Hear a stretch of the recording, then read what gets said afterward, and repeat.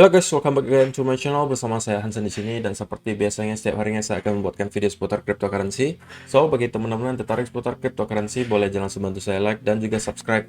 Jangan lupa juga untuk hidupkan lonceng notifikasinya supaya teman-teman nggak ketinggalan update terbaru seputar cryptocurrency.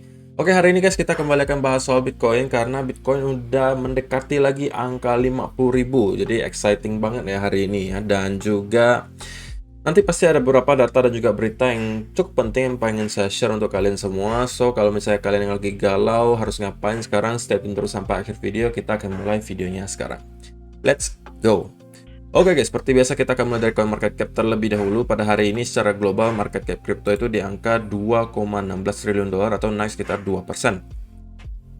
Bitcoin sendiri di 49.400-an naik 4%, Ethereum 3.396 naik 1%, Binance 428 naik 3%, Cardano 2,21 dolar naik 1%, Solana 166 dolar, kemudian XRP 1,05 dolar, Dogecoin 0,24 naiknya lumayan 11%, Polkadot 31 dolar, kemudian Terra juga naiknya lumayan 9% ke 45,70 dolar. So, itu adalah outlook sementara dari beberapa top coin yang ada. Sekarang kita langsung masuk saja ke chartnya Bitcoin. Dan kalau misalnya teman-teman perhatikan, mungkin di 4-hour chart ya lebih jelas ya gitu ya.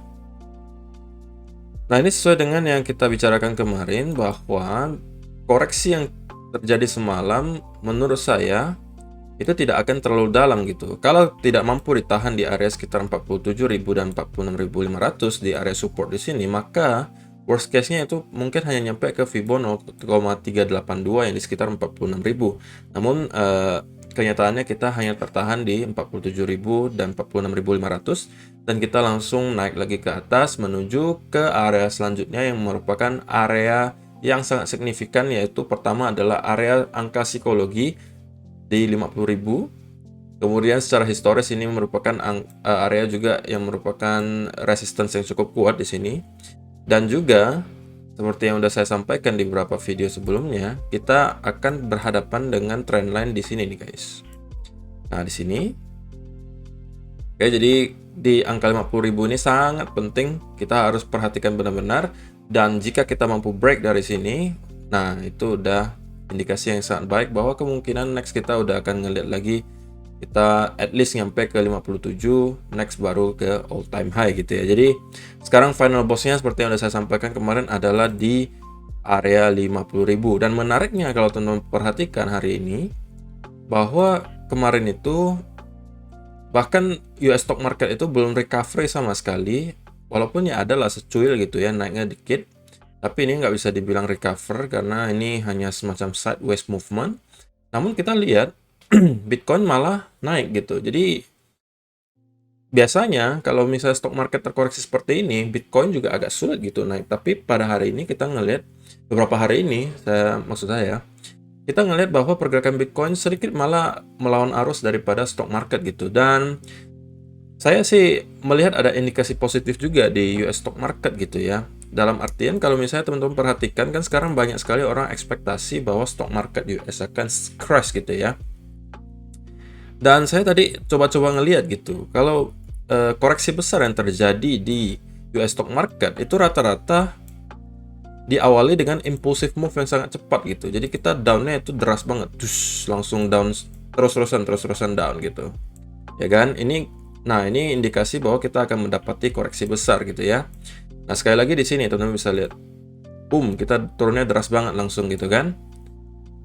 Nah, hal yang seperti ini itu tidak terjadi dengan pergerakan harga yang sekarang. Teman-teman bisa lihat, kita turun memang iya, cenderung turun ya, tetapi kita tidak sederas beberapa contoh yang tadi saya kasih lihat. Kalau yang tadi itu langsung kita konsolidasi bentar, lalu turunnya deras banget gitu. Jadi itu tidak terjadi di sini gitu ya. Jadi itu adalah satu indikasi positif. Nah, kalau yang ini malah jatuhnya lebih mirip ke model-model seperti ini ya guys. Model-model seperti ini ya kan. Atau yang model seperti ini ya kan. Yang bentuknya korektif gitu loh. Nah, itu asumsi saya gitu ya, karena melihat dari pergerakan data secara historis, kalau misalnya kita akan mendapati koreksi besar, biasanya diawali dengan pergerakan yang impulsif banget gitu, atau dorongan yang sangat kuat ke bawah. So far kita belum melihat itu terjadi gitu, tapi bukan tidak mungkin terjadi ya, tapi so far kita belum melihat itu terjadi.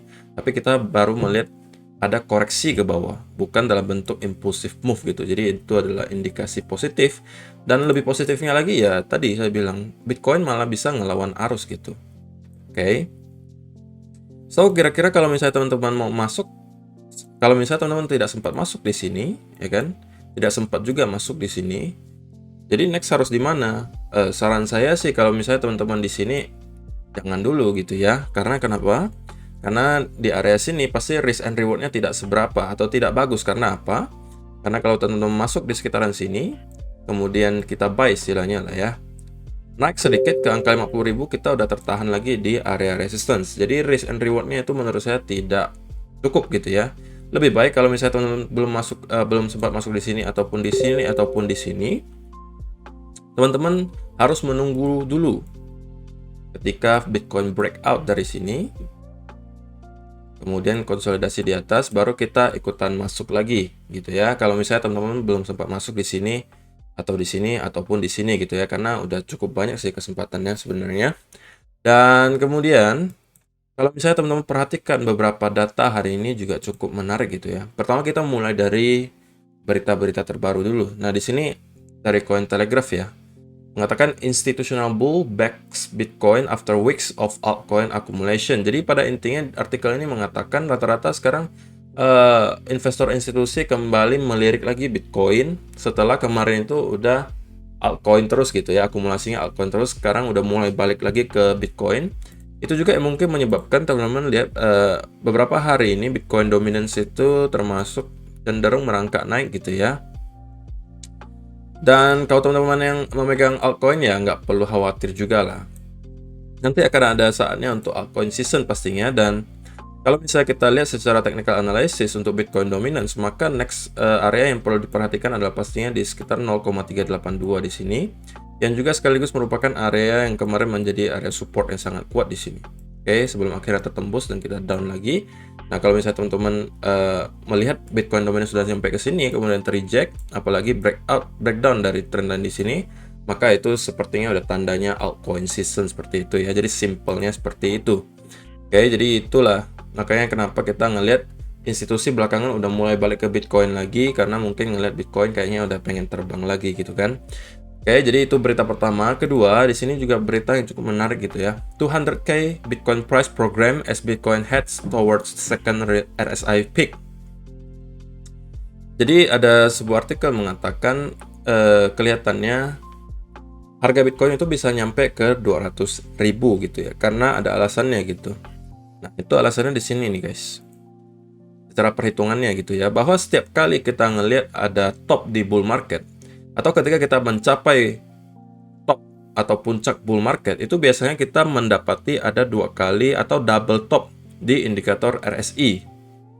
Oke, indikator RSI teman-teman bisa lihat di tahun 2013 kita juga ketika pertengahan bull run kita juga ada mendapati koreksi yang cukup lama di sini ya. Sama yang terjadi dengan di sini.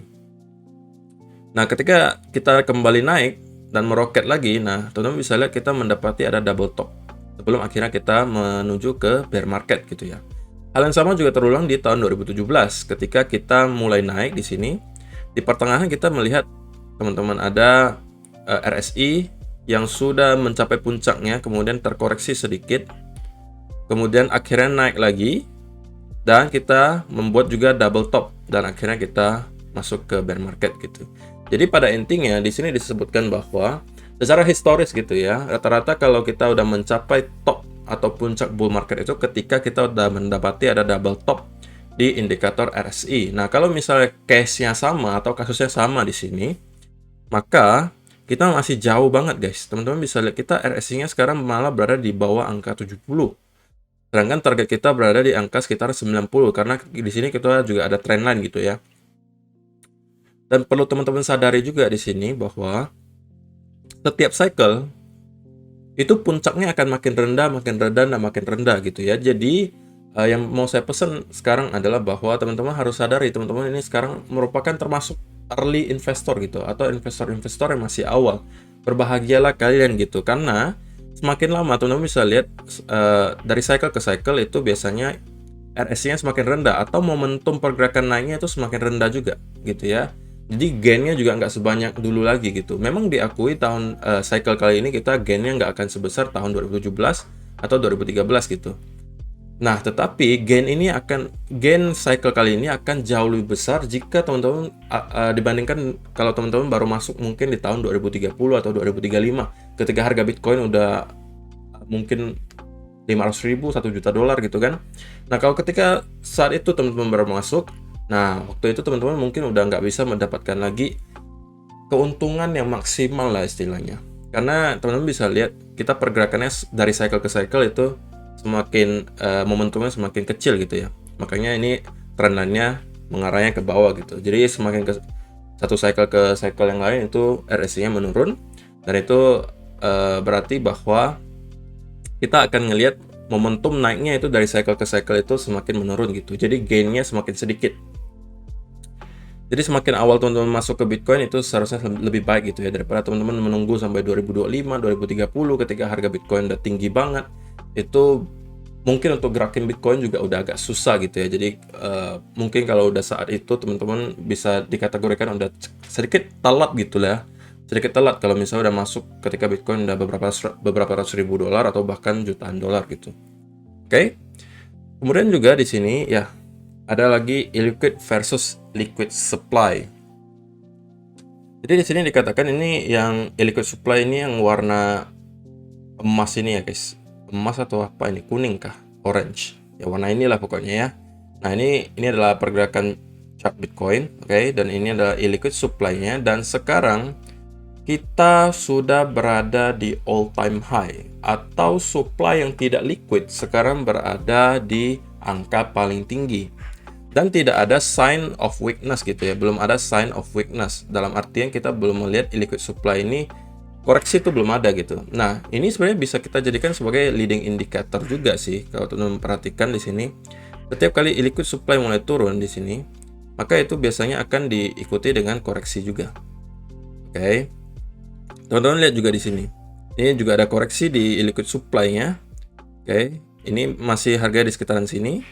Dan kemudian kita juga melihat ada koreksi besar datang. Di sini juga sama, ada koreksi sedikit, dan akhirnya kita juga melihat koreksi. Di sini juga sama, kita koreksi dikit, kemudian juga kita lihat koreksi gitu. Jadi ya, ini bisa jadikan leading indicator gitu ya. Jadi ini bukan untuk menilai short term action, tapi untuk menilai mid term sampai long term gitu ya. Jadi untuk sementara illiquid supply masih belum memperlihatkan sign of weakness atau kelemahan gitu. Jadi kita masih cukup optimis bahwa kita masih akan melanjutkan kenaikan ke atas gitu ya. Jadi ya cukup menarik, cukup exciting beberapa hari ini karena kita udah kembali lagi menuju ke angka 50.000. Kalau sampai kita mampu break dari sana, maka kemungkinan besar kita akan meneruskan kenaikan ke atas, bahkan mungkin bisa retest sampai ke all time high sebelumnya. Itu aja untuk hari ini guys. Terima kasih yang sudah menonton sampai selesai. Semoga bermanfaat video hari ini. Kalau misalnya teman-teman suka, mohon bantuan like dan share-nya. Dan kita akan bertemu lagi di video yang berikutnya. Bye-bye.